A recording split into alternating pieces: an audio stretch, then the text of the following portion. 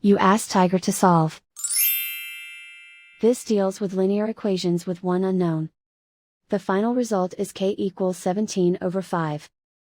Let's solve it step by step. Simplify the expression.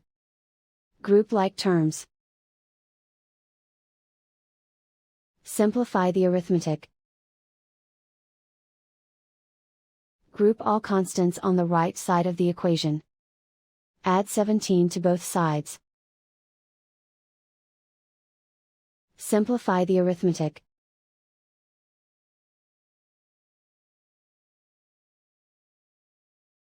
Isolate the k. Divide both sides by 5. Simplify the fraction.